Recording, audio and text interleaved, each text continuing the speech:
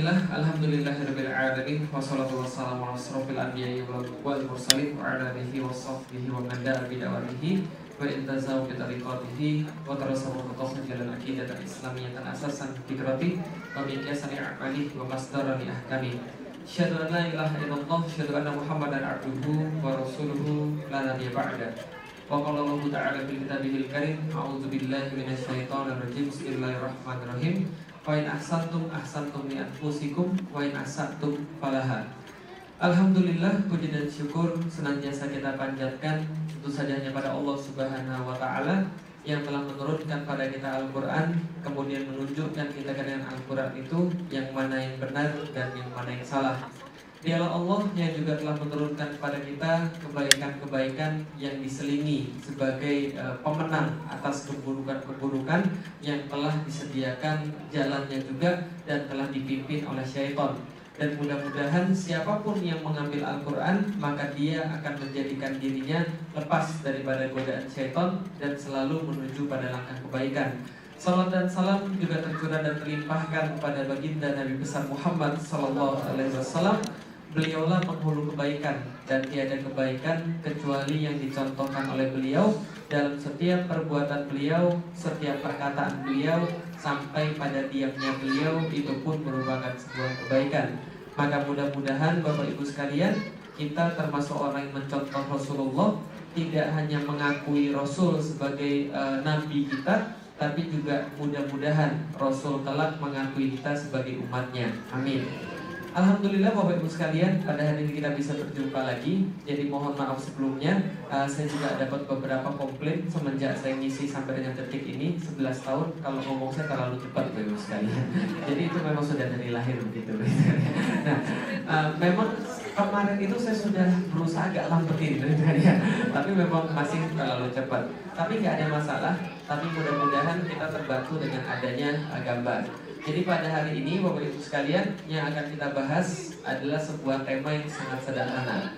Judulnya pun sederhana. Judulnya Life is Choice. Kalau bahasa Inggrisnya agak salah sedikit, wajar karena bukan orang Inggris. Life is a choice. Hidup adalah sebuah pilihan. Kalau gitu Bapak Ibu sekalian, kita lihat hidup manusia. Pertanyaannya sederhana. Hidup manusia mudah atau susah? Mudah atau susah? Susah atau mudah? Harus pilih salah satu, nggak boleh dua-duanya. Mudah atau susah? Susah atau mudah? Oke, saya sederhanakan Bapak Ibu sekalian. Punya anak laki-laki di rumah? Oke, atau punya anak wanita di rumah? Anak laki-laki atau wanita bangun pagi di hari Senin, yang mereka rasakan malas atau rajin? Malas. Berarti bagi dia hidup itu mudah atau susah? Kenapa dia bangun pagi hari Senin dia malas? Bukan choice dia. Kenapa dia bangun Senin malas? Balik lagi ke sekolah, ketemu lagi dengan guru-gurunya, lalu kemudian ketemu lagi dengan pelajaran. Setelah sebelumnya dia bisa libur, dia bisa tidur-tiduran, tapi sekarang dia harus balik lagi ke sekolah pada hari Senin. Makanya anak-anak gak ada yang rajin di hari Senin. Betul begitu? Maka bagi anak-anak kecil hidup itu susah. Betul begitu ya Bu sekalian? Dulu kita ketika sekolah rajin atau malas? Malas juga kan ya? Sama aja. Setelah kemudian anak SD berpikir, dia kira-kira mikirnya begini, gak apa-apa, sebentar aja kita susah. Nanti toh setelah lulus daripada SD, kita akan masuk SMP. Insya Allah SMP hidup kita akan jadi lebih mudah, hidup akan jadi lebih indah. Setelah dia masuk SMP, apakah hidupnya jadi lebih indah? Enggak juga, lebih susah pelajarannya, guru-gurunya tambah killer dan sebagainya. Maka biasanya anak SMP mikirnya begini, gak apa-apa, 3 tahun ini kok nanti lulus juga masuk SMA, insya Allah SMA akan jadi lebih mudah. Karena SMA adalah masa yang paling indah. Setelah masuk SMA, betul SMA masa yang paling indah? Enggak juga, 3 tahun jomblo seumur hidup kan ya. Dan kemudian gak ada yang bisa dibanggakan ketika di SMA. Ternyata SMA bukan masa yang paling indah. Lalu dia mikir, tenang, 3 tahun ini nanti kita lulus masuk kuliah, insya Allah hidup akan jadi lebih indah. Ternyata pas kuliah hidup jadi lebih indah. Ingat dulu kuliah Bapak Ibu sekalian, apa yang terjadi? makan Senin Kemis karena kiriman telat, betul begitu? Kemudian besok paginya makan mie, malamnya makan mie lagi, maka sebulan dari situ kena penyakit tipes, kan itu ya? Maka belum jadi mahasiswa kalau belum kena penyakit tipes, kata orang kan ya. Maka dia mikir, tenang, hidup akan jadi lebih indah setelah lulus daripada kuliah. Setelah lulus kuliah, benar hidup dia akan jadi lebih indah. Enggak juga ternyata. Life will never be easy. Hidup tidak akan pernah jadi lebih indah. Jadi kalau Anda membayangkan hidup akan jadi lebih indah pada satu masa, lupakan sekarang juga. Karena hidup justru tambah susah sepanjang masa. Oh enggak Ustaz, nanti kalau sudah nikah insya Allah hidup jadi lebih indah. Betul begitu? Itu bayangan orang yang belum nikah, Bapak Ibu sekalian. Kalau yang sudah nikah, betul hidup jadi lebih indah? Betul, 3 hari pertama Bapak Ibu sekalian. Nah, hari keempat kita bangun, kita lihat ada orang harus kita kasih makan sampai mati. Dan itu kan ya, jadi hidup gak akan jadi lebih indah.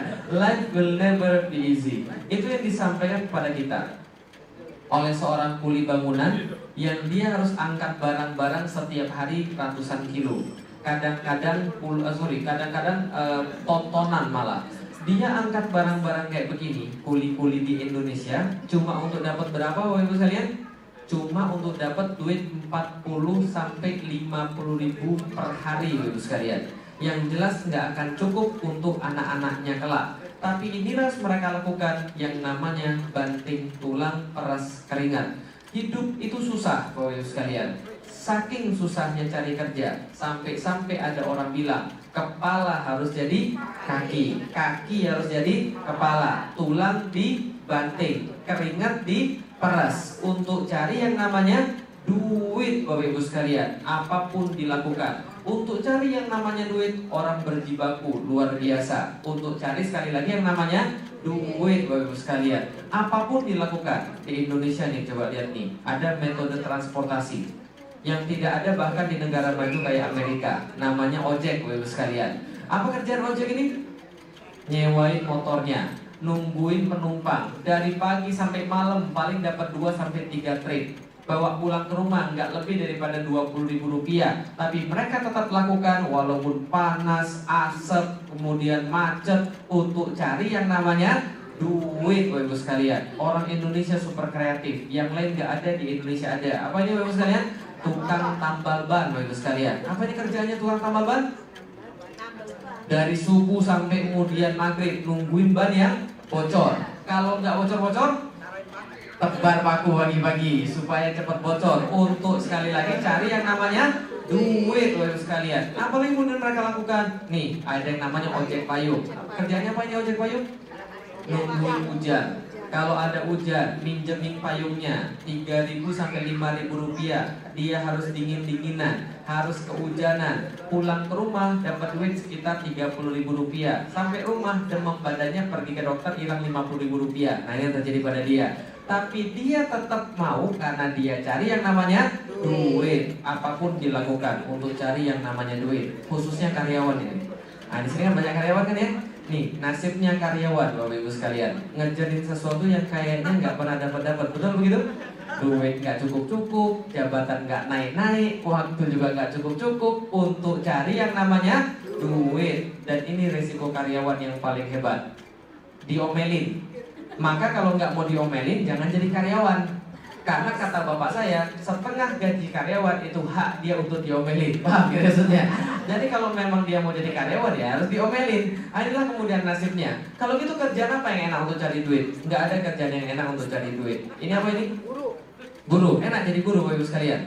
Dulu kalau orang-orang desa ditanya mau jadi apa? Guru. Tapi inilah nasibnya jadi guru. Tiap pagi harus apel, nyiapin materi, lalu ngajar pada anak-anaknya. Mending kalau anaknya pintar-pintar, kalau anaknya gandeng-gandeng, bandel-bandel, apa yang terjadi? Makanya guru itu paling banyak mati gara-gara stres. Paham gitu maksud saya?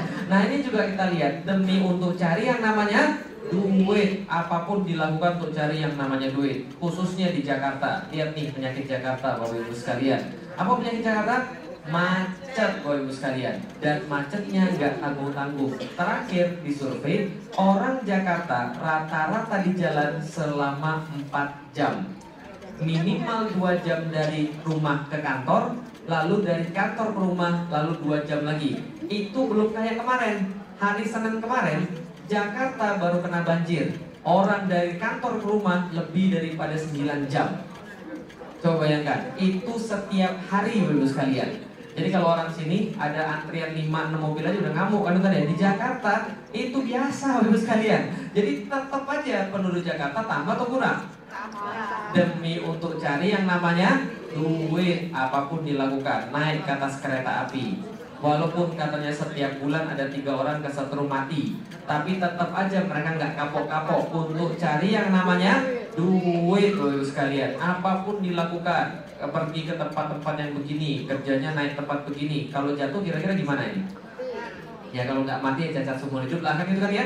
Yang kerja begini biasanya orang desa atau orang kota? Orang desa pergi ke Jakarta. Kadang-kadang dia pulang kalau ada duit 6 bulan sekali. Kalau benar-benar nggak ada duit, dia pulang setahun sekali. Namanya mudik. Kalau benar-benar nggak ada duit lagi, kadang-kadang 2 tahun nggak pulang-pulang, Ibu sekalian. Siapa itu? Ada penggemar dangdut. Nah, ini adalah kemudian kita lihat. Semua dilakukan untuk cari yang namanya duit, Ibu sekalian. Apapun dilakukan. Pertanyaan saya sederhana. Tadi sudah saya tunjukkan, segala sesuatu berjibakunya orang untuk cari yang namanya duit. Kan ya, mulai dari ini sampai dengan ini, segala macam dilakukan untuk cari yang namanya duit. Pertanyaan saya sederhana, duit untuk apa?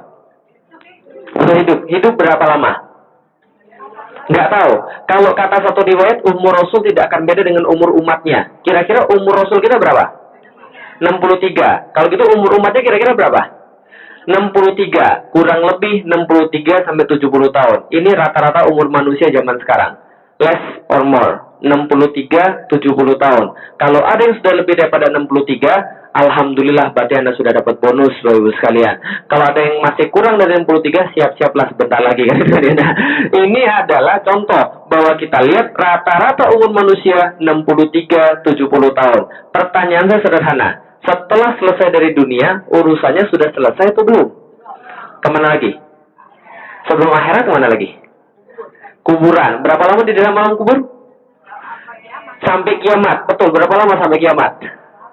Kata Imam Ghazali, nggak akan lebih daripada 7.000 tahun. Kira-kira lah begitu. Jadi kalau kita tengah-tengah, sekitar 3.500 tahun. Tergantung Bapak Ibu beruntung atau tidak. Kalau beruntung, hari ini mati, besok kiamat. Berarti cuma semalam tuh. Tapi kalau nggak beruntung, hari ini mati 3.000 tahun lagi baru kiamat. Berarti di situ nunggunya ribuan tahun. Tapi kita nggak tahu sampai kapan. Yang jelas kira-kira seperti itulah. Setelah dari sini, urusannya sudah selesai atau belum? Kemana lagi? Akhirat. Sebelum akhirat? Yaumil Mahsyar, sebuah tempat yang berwarna putih, tidak ada tonjolan dan tidak ada lekukan di bawahnya. Setiap manusia dari awal sampai akhir dikumpulkan di sana dalam keadaan telanjang. Dan ketika kemudian Aisyah bertanya, "Ya Rasul, kalau kami telanjang, apakah kami nggak saling melihat satu sama lain?" Rasul katakan, "Jangankan kalian melihat satu sama lain. Setiap orang sudah sibuk dengan amalnya masing-masing. Mereka takut beneran mereka akan dapat kitab dari tangan kanan atau dari tangan kiri. Matahari didekatkan sejengkal di atas kepala mereka. Dan kemudian saking takut dan panas, mereka berkeringat. Dan keringat itu sampai menggenangi telinga mereka sendiri." Jadi bernapasnya begini.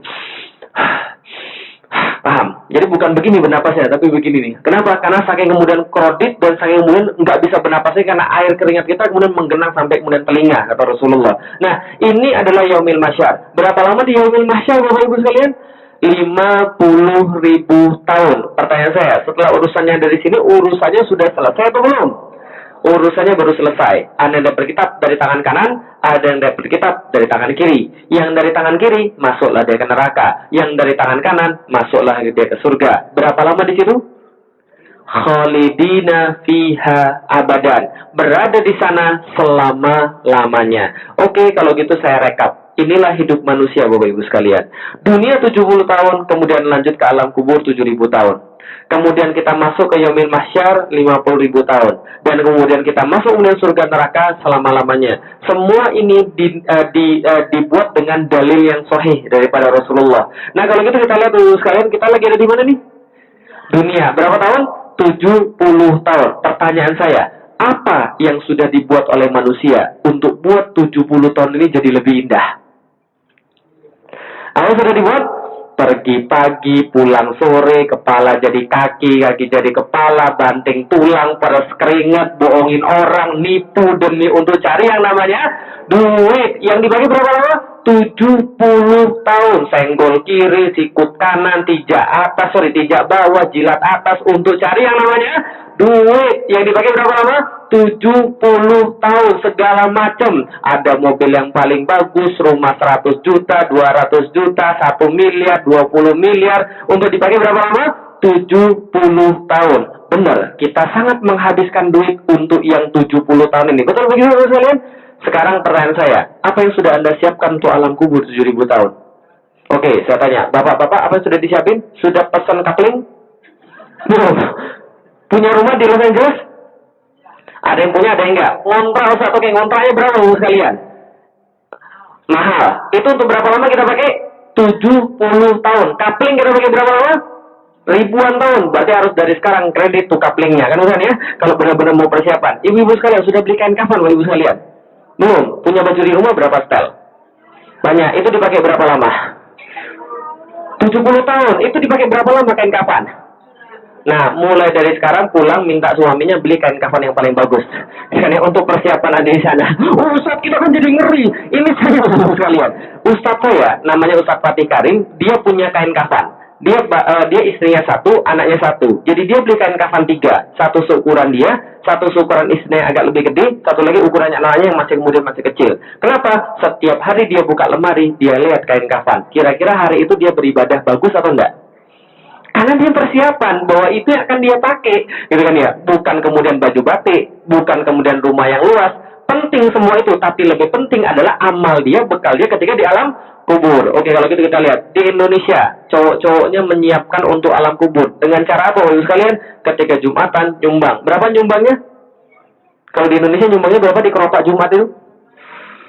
5.000, mending 5.000. Berapa yang paling banyak? Ada yang petugas keropak Jumat? Berapa yang paling banyak kita temukan? 1.000, ya. Jadi 1.000 bisa masuk surga atau enggak, ibu sekalian? Bisa masuk WC, ibu sekalian. Sekarang aja masuk WC aja udah 2.000, ibu sekalian. Nah, kita mau masuk surga pakai 1.000, ibu sekalian. Kan aneh rasanya. Orang masuk WC aja udah 2.000, kan ya. Kadang-kadang manusia tuh suka aneh, ibu sekalian. Contoh, saya cerita sedikit. Boleh cerita, ibu sekalian? Oke. Saya punya teman, dia punya 3 anak di Jakarta. Dan gajinya 10 juta per bulan. Dan saya kasih tahu, 10 juta per bulan itu gaji yang pas-pasan tinggal di Jakarta dengan 3 anak. Nggak punya tabungan sama sekali. Betul? Ya kan ya? Nah, dia punya 3 anak dan anak keduanya diterima di Sekolah Bertaraf Internasional. RSBI, Rintisan Sekolah Bertaraf Internasional. Kira-kira masuknya berapa itu, sekalian? SMP. Berapa? 15 juta. Oh, itu sekolah negeri favorit. Ini RSBI, sekalian. Berapa kira-kira? Hah? Berapa? 100? Oh, itu fakultas kedokteran. Ini masih SMP ini, berapa kira-kira? 50 juta masuk RSBI. Dan dia orang biasa, nggak punya tabungan sama sekali. Akhirnya apa yang dia lakukan? Dia pinjam duit pada ibu bapaknya, jual kemudian mobilnya, dapatlah duit 85 juta rupiah. Untuk apa? Karena anak itu tidak hanya biayanya 50 juta, tapi seragamnya, laptopnya, les bahasa Inggrisnya, les pianonya, dan sebagainya, total jenderal dia harus keluarkan 85 juta. Akhirnya dia bayar lunas tuh 85 juta. Sampai seheran kemudian saya bilang, Pak, kok Bapak bela-belain banget sih Pak? Anaknya ini kemudian sekolah di RSBI, emangnya ada apa sih? Dia bilang begini, Lik, ini untuk masa depan. Di masa depan orang nggak pakai bahasa Jawa. Orang pakainya Inggris, tahu nggak? Ini Inggris ini, bahasa Inggris nih, masa depan ini. Oh gitu, berarti Bapak ini berpandangan tentang masa depan. Bagus. Suatu hari ketika di kompleks perumahannya, ada ustadz perumahannya kemudian bilang begini, Pak, kita ini Pak, punya masalah besar ini Pak. Anak kita ini, jangankan mereka paham Islam, baca Quran aja masih belang bentong. Apa itu belang bentong? Masih agak bagus ini kan ya. Terus gimana kemudian mereka mau kuliah paham Islam? Kita harus benerin bacaan mereka. Dengan cara apa? Saya sudah siapin. Teman saya ada yang jago tajwid Al-Quran. Insya Allah dia mau mengajari kita dengan biaya yang tidak seberapa. Berapa biayanya? Setiap anak cukup 50.000 aja per bulan. 50.000, mahal banget. Pada 50.000 sekalian. Sedangkan 85 juta dibayar. Oke, pertanyaan saya sederhana. Kita ngomong tentang masa depan ya. Boleh kita ngomong tentang masa depan? Kita ngomong tentang masa depan, anak itu mati, bapak ibu mati. Kira-kira kalau anak kita mati dan kita mati, sama-sama ngadep Allah, kita ngajak ngomong Allah pakai bahasa Inggris. Allah nanya kita pakai bahasa Inggris. Enggak, yang Allah tanya apa? Salat? Enggak. Ini kalau salat, akan ditanya yang lain. Kalau nggak sholat, ambil jalan tol sudah masuk neraka. Kemudian dia, nah tapi kemudian kita nggak pernah tahu, kita ngomong tentang masa depan, tapi kita nggak benar-benar tahu tentang masa depan. Kenapa? Kayaknya kita nggak pernah nyiapin anak kita untuk masa depan. Kita rasa kita nyiapin untuk masa depan, padahal enggak, karena Allah nggak tanya slip gaji. Allah nggak tanya kemudian harta kekayaan. Allah nggak tanya lulusan. Allah nggak tanya bisa bahasa Inggris atau enggak. Yang ditanya apa tadi? Sholat atau enggak? Itu pertanyaan pertama. Kalau nggak sholat, ambil jalan tol masuk neraka. Nah, tapi pertanyaan dulu sekalian. Kalau kita lihat seperti ini, 70, 7.000, 50.000 yang selama-lamanya. Mau pilih yang mana? 70, 7.000, 50.000 atau selama-lamanya? Oke, 70, 7.000, 50 atau selama-lamanya? Semuanya bagus. Makanya doanya Robbana atina fid dunya hasanah wa fil akhirati hasanah wa qina azabannar. Kita pengen dua-duanya. Dunia dapat, akhirat dapat. Betul begitu? Bisa nggak Bapak Ibu sekalian? Bisa. Karena itulah Islam turun kepada kita. Islam tujuannya agar kita baik di dunia dan kita juga baik di akhirat. Gimana caranya? Perhatikan gambar ini. Life is choice. Hidup adalah pilihan. Gambar apa ini? Perahu. Ada berapa orang di situ? Satu orang. Ada yang lain? Ada nggak orang lain selain dia? Nggak ada. Dia bawa sebuah perahu dan dia bawa sebuah galah. Dengan galah itu dia mau ke kiri bisa atau enggak? Bisa. Dia mau ke kanan bisa atau enggak? Bisa. Karena itu urusan dia. Boleh nggak saya minta pertanggungjawaban orang lain atas perbuatan dia? Nggak boleh. Karena dia sendiri di situ. Betul? Hidup kita sama kayak dia. Sendiri. Kita punya kendali masing-masing. Kita mau ke kiri, boleh. Kita mau ke kanan, boleh. Karena itu urusan kita. Sehingga orang lain nggak akan pernah bertanggung jawab atas apa yang kita pilih. Betul begitu? Oke, kalau gitu kita lihat dulu sekalian. Hidup kita adalah pilihan kita. Karena itulah kita yang sekarang adalah hasil pilihan kita yang kemarin. Betul? Contoh, kalau ada orang sekarang pintar baca Quran, tandanya dulu dia pernah belajar baca Quran. Kalau sekarang ada orang pintar naik sepeda, berarti dulu dia pernah belajar naik sepeda. Kalau ada orang kemudian sekarang berotot, berarti dulunya dia seorang binaragawan atau kuli, betul begitu? Tapi kan nggak mungkin dari lahir badannya sudah berotot kan ya? Nah, maka kita yang sekarang adalah hasil yang kemarin. Kalau sekarang nggak bisa baca Quran, berarti dulu nggak pernah belajar. Kalau sekarang nggak pernah bisa naik sepeda, berarti dulu nggak pernah naik sepeda. Hidup adalah pilihan. Maka kita yang sekarang adalah hasil pilihan di masa yang lalu. Bukan takdir daripada Allah, tapi hasil daripada pilihan di masa yang lalu. Oke, kalau gitu kita lihat. Jadi tadi kita lihat ya. Oke, dulu saya SMP kelas 3. Saya pernah dekat sama banyak orang di kelas.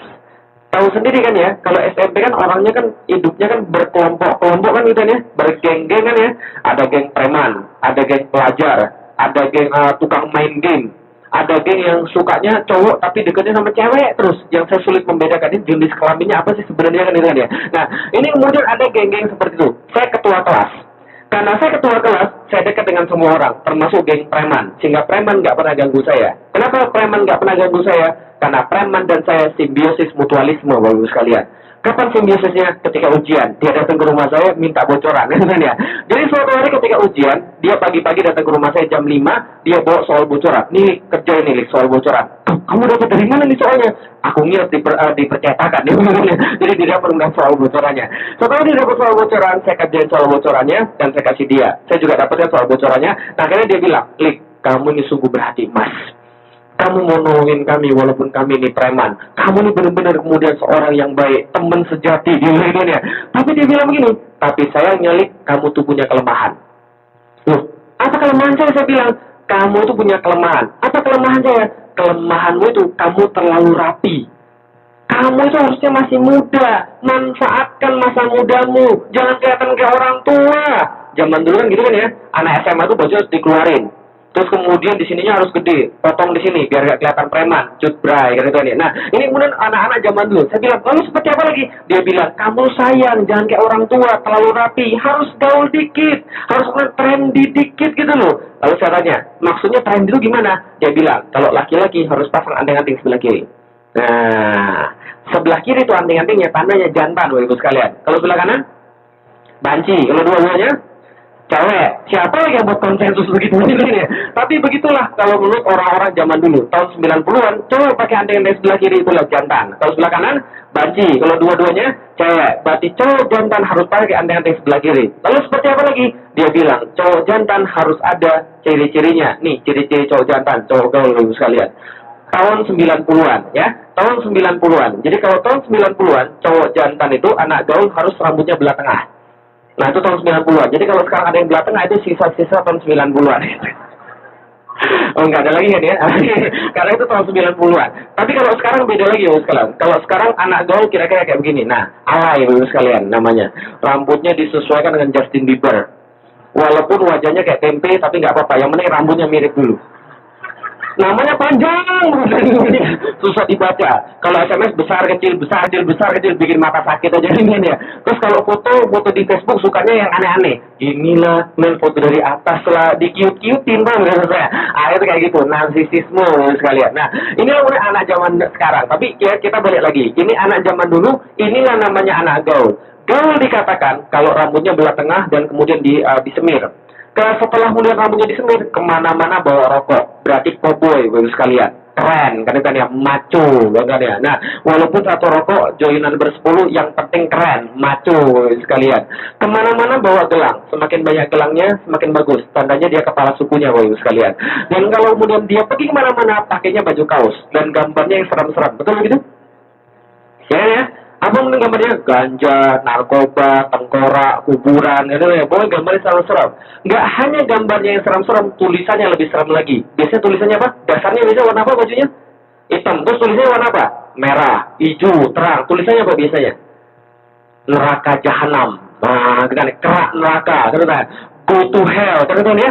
Saya kemarin pernah pergi ke Selipi di daerah Jakarta. Serius, demi Allah, saya lihat dengan mata dan kepala saya sendiri, ada seorang laki-laki pakai baju tulisannya apa? First in hell. Nah, maksudnya, pertama kali masuk neraka. Langsung saya temui, saya salamin. Semoga saya doakan, semoga doamu segera terkabul. Oh, kenapa? Bayangin aja, nggak ada otak. First in hell tuh bayangin. Pertama kali masuk neraka, yang gila. Tapi ini yang terjadi. Anak gaul. Dan yang lebih parah lagi, biasanya tangan kirinya kalau dibuka, itu ada tatonya. Gambar apa tatonya biasanya? Tengkorak, betul. Tengkorak itu kemudian matanya bolong, dilewatin sama ular. Kemudian ularnya menggigit mawar merah. Ada duri-durinya. Di bawahnya ada tulisan, I love mama. Enggak. Nah, kemudian saya bilang, kalau ini adalah anak gaul, saya lebih baik nggak usah ikut-ikutan. Kenapa? Karena kalau ini anak gaul, saya nggak mau ikut-ikutan. Lalu dia bilang, kenapa nggak mau ikut-ikutan? Saya bilang, tahu nggak? Kita tuh nggak selama-lamanya jadi anak SMP. Kita tuh nggak selama-lamanya jadi anak SMP. Suatu saat nanti kita akan lulus masuk SMA. Setelah kita masuk SMA, kita akan kuliah. Setelah kita akan kuliah, kita akan punya istri. Setelah kita punya istri, kita akan punya anak. Saya mau ketika saya punya anak, anaknya bangga pada bapaknya. Dan nggak mungkin anaknya bangga pada bapaknya kalau bapaknya urakan kayak begini. Paham ya maksud saya sekalian? Kita nggak selama-lamanya jadi orang muda. Nggak selama-lamanya nagih duit sama orang tua. Satu saat kita harus berubah cepat atau lambat. Dia bilang terserah lu delik, dasar kalik banci. Oke, nggak ada masalah. Saya dikatain banci, nggak ada masalah. Gara-gara saya nggak mau kayak begini ya, gitu ya.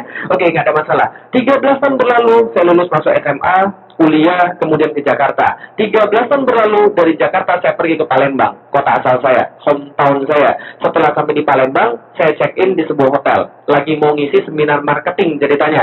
Ketika saya lagi check-in hotel, tiba-tiba ada yang manggil saya dari belakang. Alik ya? Saya bilang, gila, kaget saya. Kenapa? Teman saya, sekalian. 13 tahun saya nggak pernah ketemu.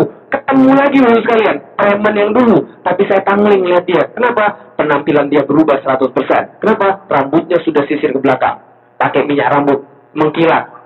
Kayak God of Gamble. Pakai bajunya kemudian kemeja. Rapi banget. Celananya sepan. Kemudian pakai sepatu pantopel. Semengkilat rambutnya. Dan kemana-mana dia sekarang bawa map. Ternyata dia sekarang seorang agen asuransi, bagus sekalian. Nah, setelah kemudian kita ngobrol-ngobrol, kemudian kita nostalgia masa lalu, kita baru dapat perbedaan yang di antara kita setelah 13 tahun berselang. Apa bedanya? 1, saya sudah nikah, dia belum nikah. 2, saya sudah punya anak, dia belum punya anak. Ya, karena dia belum nikah. Yang ketiga, waktu itu yang paling penting, penghasilan saya lebih tinggi beberapa kali lipat daripada penghasilan dia. Bukan karena penghasilan saya yang besar, tapi penghasilan dia yang terlalu sedikit. Paham, bagus sekalian? Kenapa bisa begitu? Nasibnya jelek, nasib saya bagus. Bukan, kenapa bisa begitu? takdir dia jelek, takdir dia bagus. Bukan. Kenapa bisa begitu? Life is choice. Hidup adalah pilihan. Dia dapat hasil pilihan dia 13 tahun ke belakang, saya dapat hasil pilihan saya 13 tahun ke belakang. Apa yang dia lakukan kemarin menjadikan dia yang sekarang. Apa yang saya lakukan kemarin menjadikan saya yang sekarang. Paham Bapak Ibu sekalian? Hidup adalah pilihan. Kita yang sekarang adalah hasil kejadian-kejadian di masa yang lalu. Maka kita bisa tahu apa masa lalu seseorang dari kelihatannya dia yang sekarang. Saya belum kenal Bapak Ibu sekalian. Bahkan saya nggak hafal setiap nama Bapak Ibu sekalian. Tapi saya nggak usah tanya nama, saya nggak usah tahu kemudian latar belakang, saya sudah bisa nebak saya sudah bisa nebak latar belakang Bapak Ibu sekalian dari cara berpakaian, dari cara ngomong, itu menandakan latar belakang kita. Betul begitu? Nggak percaya? Nih coba lihat nih. Coba lihat nih. Siapa dia? Kira-kira masa lalu dia apa nih? Kalau ngelihat dari dia yang sekarang. Mungkin nggak dia seorang mahasiswa berprestasi? Nggak mungkin. Mungkin nggak seorang ustadz? Nggak mungkin. Kenapa nggak mungkin? Nih lihat nih, lututnya kebuka. Berarti dia bukan ustadz. Karena kalau dia ustadz, dia tahu itu aurat. Maka dia nggak mungkin buka aurat. Yang kedua, nggak mungkin dia mahasiswa berprestasi. Karena kalau dia berprestasi, tidak akan jadi tukang beca. Berarti yang paling mungkin dia dulu siapa? Dulunya bapak ibunya nyuruh dia sekolah, katanya bolos, berantem. Dulu bapak ibunya nyuruh dia ngaji, dia nggak mau. Makanya jadinya tukang beca. Kalau gitu, kita yang sekarang hasil pilihan kita yang kemarin. Coba lihat lagi. Kita bisa tahu masa lalunya. Siapa dia? Belum kenal? Belum. Kenalan dulu. Namanya Mas Rosid. Mas Rosid ini kakak kelasnya di IPB. Dia lahirnya di kota Rembang. Tahu Rembang? Perbatasan Jawa Tengah dan Jawa Timur. Dalam keluarga yang sangat miskin. SD, SMP, SMA, dia harus jualan itik. Harus jualan bebek. Harus jualan burung merpati untuk menghidupi sekolahnya. Lulus kemudian dari SMA, kemudian dia dapat undangan ke IPB. Institut Pertanian Bogor. Dia bilang sama ibunya, "Bu, IPB Bu." Ibunya bilang, Sit. Duit dari mana?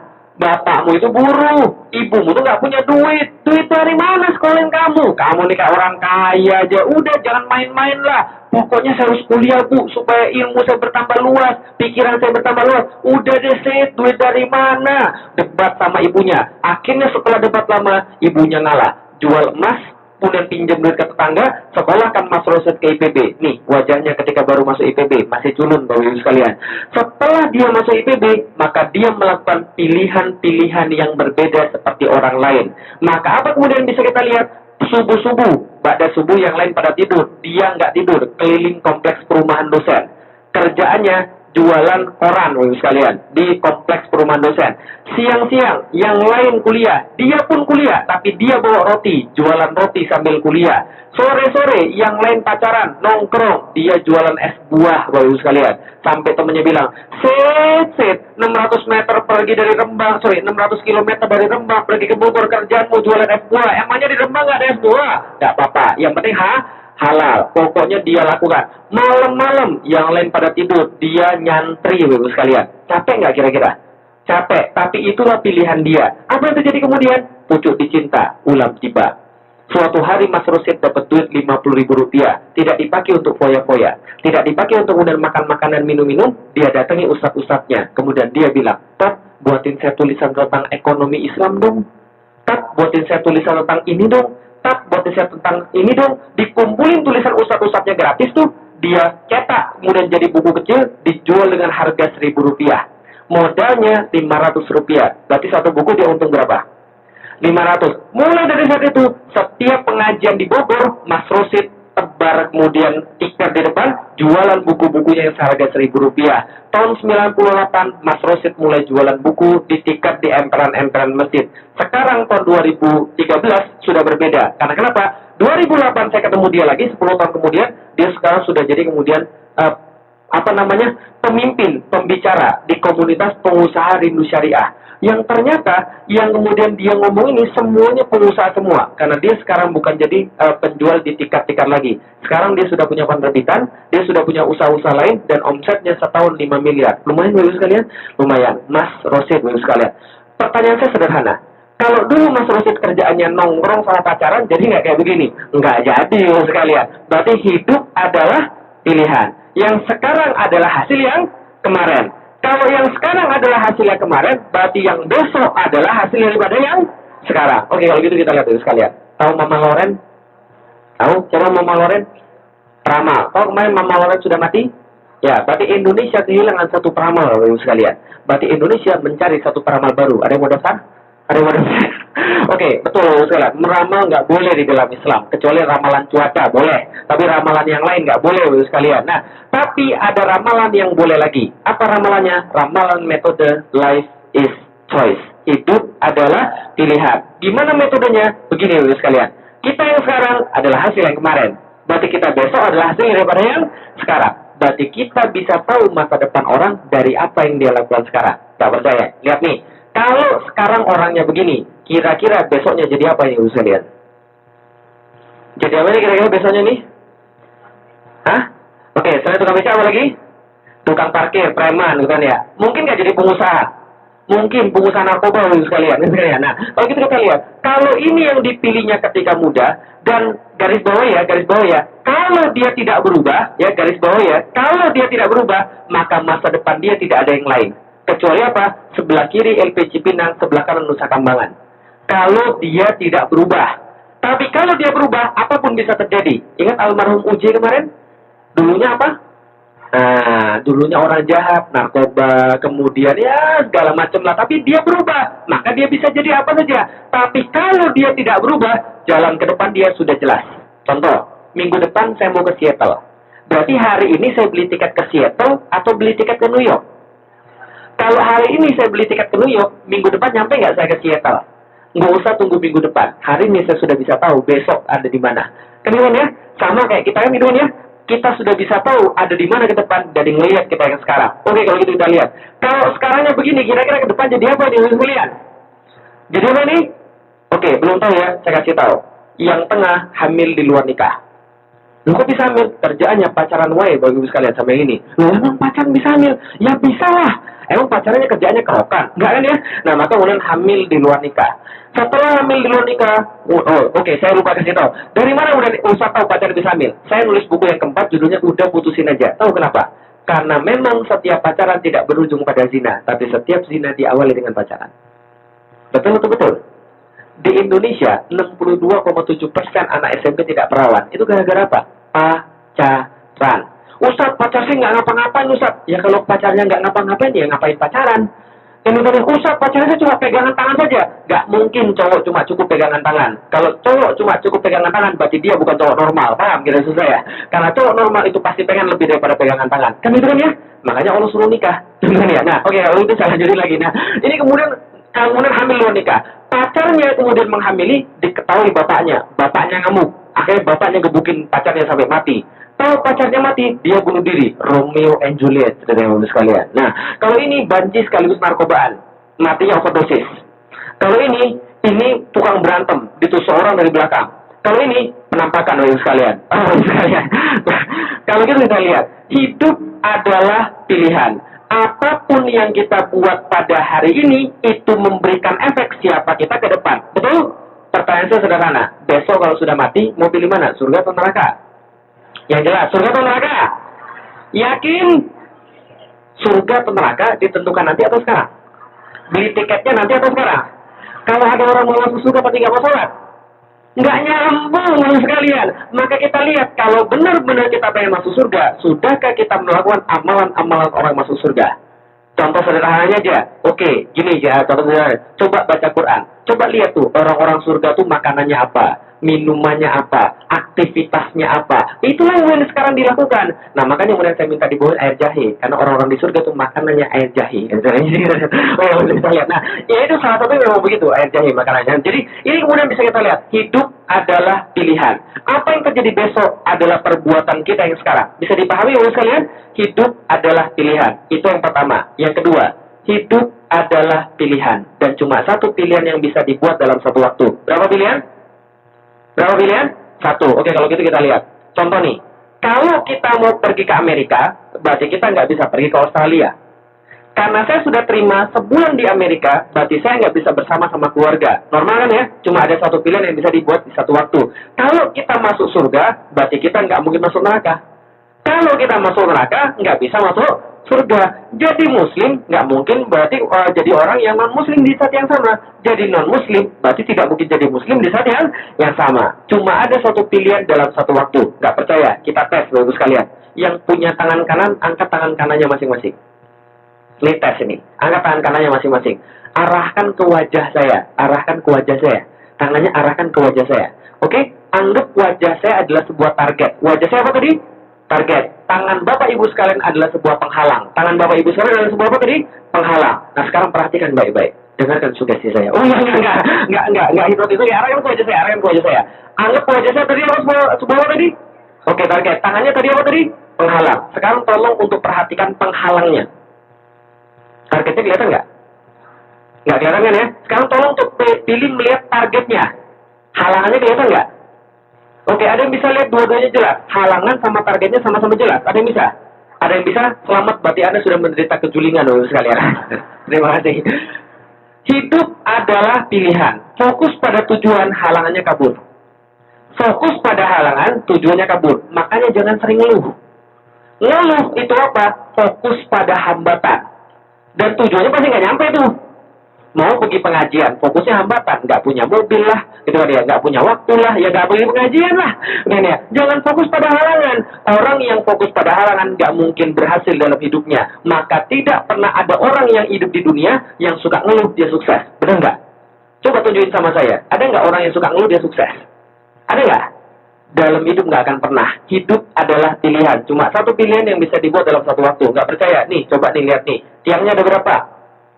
Yang benar. Oke, tiangnya ada berapa? Agak keras dikit. Tiangnya ada berapa? Yang benar. Tadi katanya 2. Coba lihat yang benar. Tiangnya ada berapa? 2 atau 3? 3 atau 2? Yang benar. 2 atau 3? 3 atau 2? Yang benar nih, kok nggak kompak begini? Oke, tiangnya ada berapa Bapak sekalian? 2 atau 3? Life is choice. Hidup itu pilihan. Mau lihat ke atas atau mau lihat ke bawah? Kalau mau lihat ke bawah dapatnya?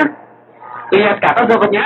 2. Oke, kalau Anda lihat ke bawah dapatnya 3. Anda lihat ke atas dapatnya 2. Kalau Anda mau dapat 3, lihatlah ke bawah. Jangan lirik-lirik yang atas. Kalau mau Anda dapat 2, lihat ke atas. Jangan lirik-lirik yang bawah. Paham? Sama. Dunia ini penuh dengan pilihan. Baik, buruk, hitam, putih, jelek, bagus, dan sebagainya. Dan itu nggak bisa dipilih dua-duanya. Kadang-kadang kita tepuguh. Tuh sekalian. Tepuguh. Nggak jelas tuh sekalian.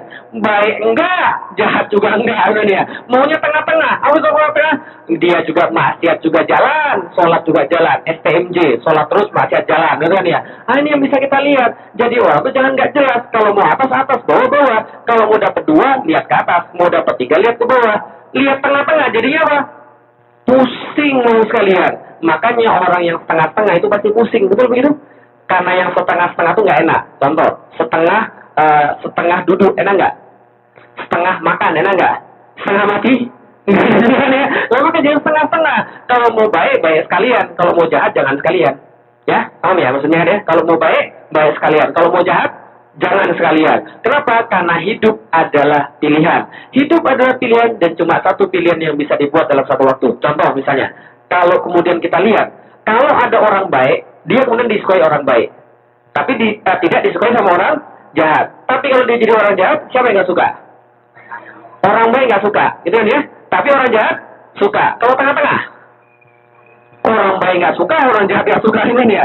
Dia bukan maling, bukan polisi. Sama polisi dicurigai, sama maling dianggap bukan teman, ini kan ya. Sama-sama nggak suka. Itu yang kedua. Hidup adalah pilihan. Ada berapa pilihan yang bisa dibuat?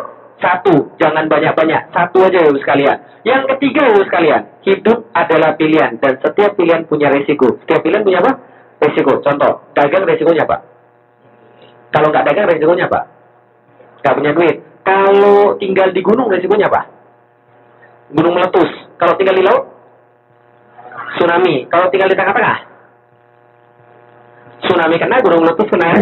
Itu kemudian resikonya. Kalau naik mobil resikonya apa? Kalau naik pesawat? Kalau naik kapal? Naik motor? Nggak naik apa-apa? ditabrak. Ya. Setiap pilihan punya resiko. Anda nggak mau naik apa-apa aja bisa ditabrak, punya resiko. Setiap pilihan pasti punya resiko. Contoh lagi misalnya, kalau orang baik diomongin orang nggak? Kalau orang jahat diomongin orang nggak? Sama-sama diomongin ya. Orang baik mati nggak? Orang jahat mati nggak? Setiap pilihan pasti punya resiko. Nggak percaya? Nih coba kita lihat nih. Setiap pilihan pasti punya resiko. Ada orang main bola. Resikonya apa main bola? Kalau ada tendangan bebas harus pasang pagar betis. Ini ada mau main bola tapi takut pasang pagar betis. Dia mundur dari belakang misalnya. Dia pikir dia nggak kena apa tuh jadi. Paham kalian? Paham nggak maksudnya? Bukan lucunya yang kita ambil, tapi yang kita pahami adalah hidup pasti punya resiko. Kita jadi muslim, kita jadi nggak muslim, punya resiko nggak? Punya. Kita jadi muslim, zaman sekarang di Amerika, resikonya kita disuruh teroris, kan bukan ya? Itu resiko. Kenapa? Karena orang belum paham dengan Islam, kan ya? Tapi nggak jadi muslim, resiko nggak? Resiko juga. Dulu saya pernah mikir begini, ketika 18 tahun saya masuk Islam. Bayangin nggak Bapak sekalian? 18 tahun nggak pernah sholat subuh. Ya kan ya? Ketika masuk Islam suruh sholat subuh, apa yang saya rasain? Ngantuk. 18 tahun nggak pernah bangun pagi loh saya lihat. Suruh bangun pagi, ngantuk. Saya masuk Islam bulan Sya'ban. 2 minggu kemudian sudah bulan puasa. Saya berpuasa, lapar. Ngantuk, lapar, yang enak-enak dilarang. Lama-lama saya mikir, ternyata susah juga masuk Islam ya. Aturannya banyak. Tapi lama-lama saya mikir lagi, benar juga. Masuk Islam, resikonya banyak aturan. Tapi kalau nggak masuk Islam, apa nggak punya risiko? Apa risikonya? Kalau mati nanti masuk neraka kan ya? Setiap pilihan pasti punya risiko. Apapun pilihan itu. Orang sholat ada nggak yang miskin? Ada. Orang yang nggak sholat ada nggak yang miskin? Mending sholat miskin atau nggak sholat miskin? Mending sholat kaya. Apa namanya sekalian? Setiap pilihan pasti punya risiko. Orang baik mati, orang jahat mati. Mending mati baik atau mati jahat? Orang taat susah nggak? Maksiat susah nggak? Oh, bisa jadi maksiat lebih susah Bapak sekalian. Nih saya kasih tahu. Masuk masjid tadi bayar nggak di sini? Nggak bayar kan ya? Masuk diskotik bayar nggak? Udah pernah ya? Kadang-kadang maksiat itu lebih susah daripada berbuat taat, betul gitu? Nah, tapi kan sama-sama susah kan ya? Orang beli TV susah nggak? Ngumpulin duit susah. Maling TV susah nggak? Susah, pakai perencanaan. Ketemu hansip digebukin kan itu ya? Tetap susah. Mau baik susah, mau jahat susah. Mau maksiat susah, mau taat susah. Mending taat susah atau maksiat susah? Lah sama-sama susahnya, mendingan taat sekalian kan itu ya. Hidup adalah pilihan. Tidak ada yang tidak punya resiko. Masuk surga susah, masuk neraka susah. Mending masuk surga atau masuk neraka? Hidup adalah pilihan. Nyumbang masjid diomongin orang nggak? Nyumbang masjid diomongin orang nggak? Diomongin. Dasar nyumbang $1.000 aja ngomongnya sampai kemana-mana, harus diumumin 10 Jumatan. Ria banget sih diomongin ya. Kalau nggak nyumbang diomongin nggak? Mobil ganti tiap tahun, rumah besar. Pelit banget sih ya. Ini terjadi. Kita mau nyumbang, kita nggak mau nyumbang, tetap aja diomongin. Mending nyumbang atau nggak nyumbang? Nyumbang aja sekalian. Hidup adalah pilihan, dan setiap pilihan pasti punya resiko. Makanya pastiin kita resikonya yang bagus, bukan resiko yang jelek. Kemudian ya, Rasul kita aja, jangankan manusia diomongin orang, jangankan manusia dituduh-tuduh. Rasul kita aja, yang lisannya ini mulia, yang nggak keluar kecuali yang baik, yang tangannya nggak berbuat kecuali yang baik. Kira-kira susah nggak ketika Rasul dakwah? Susah, lemparin batu, lemparin kotoran ternak, kan itu ya, dilemparin kemudian segala macem. Enakan di sini, nah apa dakwah dibawa ke Universal Studio, kan itu ya, pulang dikasih makan, kan ya. Tapi Rasul dakwah nggak begitu. Rasul dakwah kan dulu susah kan ya. Jangankan kita, Rasul aja dakwah aja susah, Bapak sekalian. Pertanyaan saya sederhana, Bapak sekalian. Kalau Rasul dakwahnya susah, zaman sekarang kira-kira mungkin nggak kita mendapatkan siksa orang daripada dakwah kita? Mungkin banget. Jangankan dakwah, orang main catur aja bisa mati. Kemarin dengar orang main catur mati? Kemarin di Indonesia. Kenapa? Main caturnya di tengah jalan tol, makanya mati ya sekalian. Hidup adalah pilihan. Dan setiap pilihan pasti punya resiko. Itu yang ketiga. Yang terakhir Bapak sekalian, cuma ada 2 pilihan dalam hidup manusia. Mau jadi yang mana? Mau jadi yang biasa atau mau jadi yang istimewa? Biasa atau istimewa? Biasa atau istimewa? Oke, kalau beli martabak biasa atau beli martabak istimewa? Kalau biasa biasanya orang kiri biasanya. Beli martabak beli yang biasa atau istimewa? Mau jadi manusia biasa atau istimewa? Yakin? Teliti sebelum memilih. Saya kasih tahu dulu bedanya. Ini bedanya biasa sama istimewa. Nih beda pertama. Orang biasa, kalau dompetnya dibuka, isinya koin. Kalau orang istimewa, dompetnya dibuka, isinya banyak. Pertanyaan sederhana. Ibu-ibu punya anak perempuan, angkat tangan? Punya anak perempuan, angkat tangan yang punya anak perempuan? Nanti nikahkan anak perempuan, mau sama cowok yang biasa, cowok yang istimewa? Bagus. Itu bukan matre, itu realistis sekalian. Karena kan cinta nggak mungkin makan batu kan ini dia. Kalau kita lihat, ini beda yang pertama, biasa sama istimewa. Beda yang kedua sekalian, orang yang biasa dapatnya dikit, orang yang istimewa dapatnya banyak. Betul begitu? Coba kita lihat contohnya. Sama-sama kerja di satu perusahaan. Satunya digaji 500.000 per bulan. Satunya digaji 50 juta per bulan. Ada nggak? Ada kan ya? Itulah bedanya biasa sama istimewa. Contoh lagi, sama-sama satu alma mater. Satunya IPK-nya 4,0. Satunya 1, alhamdulillah. Ada? Ada. Itulah beda antara biasa dan istimewa. Kalau gitu kita lihat, mau pilih yang mana? Biasa atau istimewa?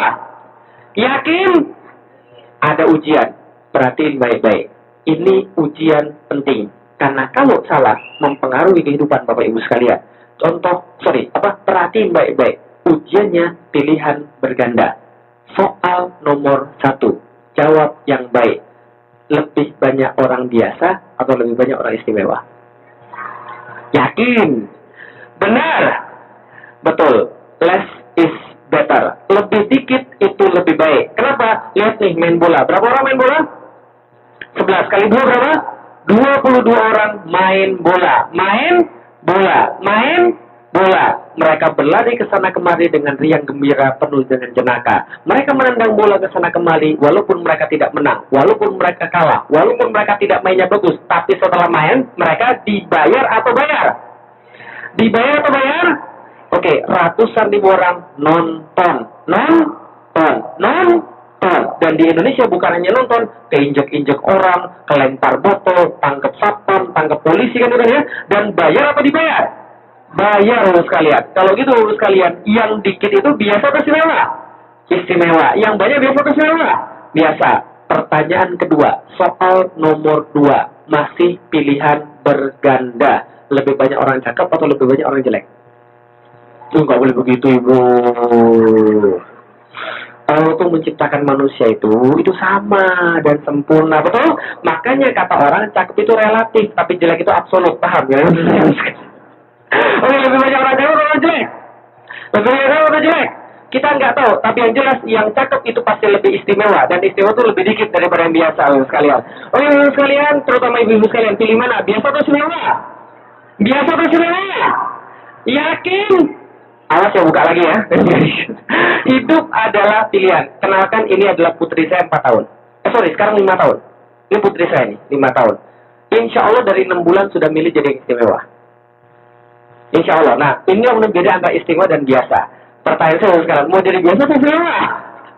Oke, hidup adalah pilihan. Dan Allah Ta'ala di dalam Al-Quran, wal qadzaran oleh jahannama katsirun minal jinni wal insi lahum qulubun la yafqahuna biha wa lahum a'yunun la yubsiruna biha wa lahum adhanun la yasma'una biha ulaika kal an'am bal hum adall. Coba perhatiin baik-baik. Allah kata di dalam Al-Quran, telah masuk ke dalam neraka jahanam banyak daripada golongan jin dan manusia. Berarti yang masuk neraka itu orang biasa atau orang istimewa? Biasa atau istimewa? Mau jadi yang mana? Biasa atau istimewa? Takbir. Takbir itu naik ke atas. Takbir. Nah gitu baru benar ya kan ya. Kayak teroris itu enggak, itu kan ajaran kita kan ya. Nah kalau kita lihat, inilah yang bisa kita lihat. Manusia istimewa kalau dia sedikit, dan orang yang sedikit tidak hanya istimewa di dunia, tapi mereka istimewa di akhirat. Oke, kalau itu pertanyaan saya, mau jadi yang biasa atau istimewa? Sebelum kita mulai mau benar-benar jadi istimewa, kita harus lihat satu film ini yang menandakan bahwa benar-benar ada keistimewaan. Coba lihat ibu sekalian, ada satu film ibu sekalian yang menggambarkan tentang pilihan istimewa. Coba lihat nih, perhatiin baik-baik. Ini ada cowok-cowok yang kemudian jalan-jalan. Kalau cowok-cowok jalan-jalan yang diomongin apa? Cewek, nih lihat nih apa terjadi.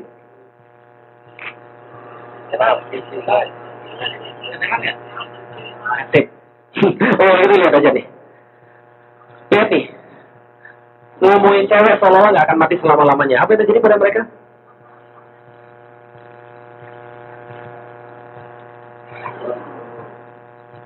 Ternyata kehidupan itu berlalu begitu cepat. Dan kata orang kehidupan itu berlalu seperti bulan Ramadan. Karena seperti apa bulan Ramadan? Awalnya kita merasa masih banyak waktu. Pertengahannya kita lalai. Akhir-akhirnya baru mau beribadah. Betul begitu? Kapan orang baru mau beribadah ketika Ramadan? Pas sudah dengar takbiran, salat.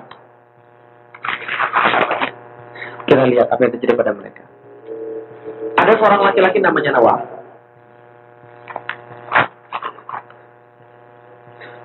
Coba kita lihat nih. Ini yang selamat nih. Tadi kecelakaan tadi ada 3 orang meninggal, 1 orang selamat. Nah ini yang selamat yang duduk di tengah. Dia kemudian nyari temennya, udah nggak ada lagi. Tetap kemudian temennya nggak lihat.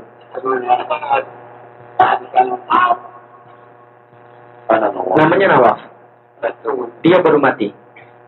Ini adalah kehidupan dia. Dan pilihan-pilihan yang dia buat dalam hidup dia. Apa yang dia boleh lakukan? Ngobrol aja terus. Kerjanya pacaran, wae. Ibunya mengingatkan, Nawaf, sholat. Masih nggak mau sholat. Diingatkan sama ibunya, Nawaf, sholat. Bohong dia. Dan apa yang kemudian terjadi? Pamayaman falaratin khairayaro, pamayaman falaratin syarrayaro. Apapun yang dia perbuat Allah tujuan pada dia. Dan ketika dia tahu dia sholat kemudian, dia mati belum sholat, dia menyesal dan dia minta pada Allah, ya Allah, kembalikan saya sedikit saja untuk saya sholat. Allah kata, tidak, waktumu sudah selesai. Kalau dia tahu setelah itu dia bakal mati, sholat nggak dia? Sholat. Tapi sayangnya dia nggak tahu. Yang kedua, namanya Badar. Kalau dia tahu, dia bakal merangkak untuk sholat, mau nggak dia merangkak? Ini yang kedua. Namanya Badar. Dia juga baru mati. Ini adalah kehidupan dia. Dan pilihan-pilihan yang dia buat dalam hidup dia. Apa kerjanya? Foya-foya. Agak berkumandang. Dia ngajak temennya. Sholat yuk. Kau bilang, lu kayak di Mekah aja lu. Akan dia sholat sendirian. Dia nggak tahu dosa-dosa dia, tapi mungkin ini pertobatan yang dia kemudian diterima oleh Allah. Ketika dia tahu kemudian dia terakhir kemudian sholat, dia katakan, Alhamdulillah, untung sholat. Betul begitu? Senang dia. Kita nggak tahu sekarang kapan terakhir kali kan ya? Yang ketiga, seorang cewek namanya Sarah. Apa kerjaannya? Dandan. Apalagi? SMS-an. Nggak cukup SMS-an. Facebookan ya. Update status dulu. Dia nggak tahu kalau itu yang terakhir sekalian. Yang nabrak.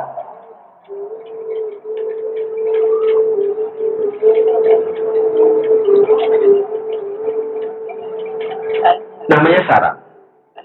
Dia baru mati. Ini adalah kehidupan dia. Dan pilihan-pilihan yang dia buat dalam hidup dia. Apa kerjanya? Gawe wae. Namanya kerjaan itu sekalian. Satu lembar selesai, ada lembar lain yang menanti.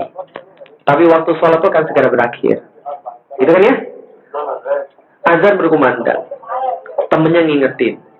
Sholat yuk. Dia bilang, belum deh, terus. Ribet banget sih. Ribet banget sih lu. Akhirnya dia nggak sholat. Kalau dia tahu sholat itu dia bakal mati, sholat nggak dia? Sholat. Tapi sayangnya dia nggak. Kalaupun dia harus merangkak kemudian untuk sholat nggak dia? Sayangnya dia nggak tahu. Saya kasih tahu sekalian, statistik menunjukkan 7.000 warga Amerika, termasuk ibu sekalian yang tinggal di Amerika sekarang, 7.000 warga Amerika bangun untuk melihat matahari untuk yang terakhir kalinya. Setiap hari 7.000 orang mati di Amerika doang. Artinya apa? Kita tuh ibarat orang lagi ngantri ke satu pintu namanya pintu kematian. Ya kita nggak tahu kita di depan, tengah atau di belakang, kan ya? Kalau kita tahu urutannya enak, kan ya? Makanya kemudian kalau kita lihat hidup tuh senantiasa klise. Contoh, kemarin baru selesai pengajian, Innalillahi wa inna ilaihi rajiun. 1 jam yang lalu, siapa yang nyangka sebelumnya? Nggak kan ya? Setiap kali kita berziarah ke tempat orang yang meninggal, apa yang pasti kita dengar di tempat orang kerumunan itu? Apa yang pasti kita dengar? Innalillahi. Selain innalillahi, apa lagi perkataan yang pasti kita dengar? Apa yang pasti kita dengar? Ada sesuatu yang pasti kita dengar. Tiap kali kita ziarah, apa yang pasti kita dengar? Oke, lupa ya. Nih, saya ingetin. Kata-kata begini yang pasti kita dengar. Saya nggak nyangka loh. Gitu kan ya? Kemarin. Tuh, baru kajian bareng. Gitu kan ya?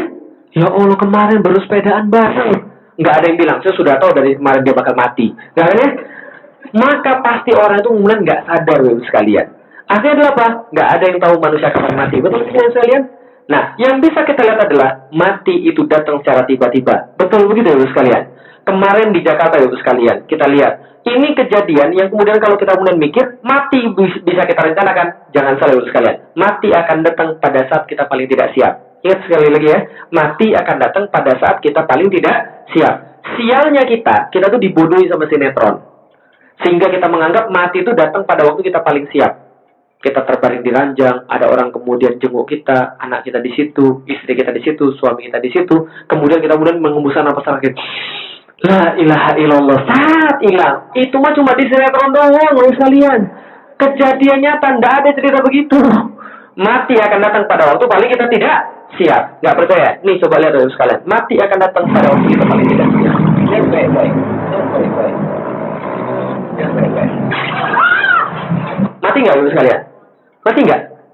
Mati, Ibu sekalian. Bukan hanya mati, terbelah dari sini sampai ke sini. Serius. Pertanyaan saya sederhana. Kalau dia tahu hari itu dia bakal mati, ngebut nggak dia? Pergi keluar rumah nggak dia?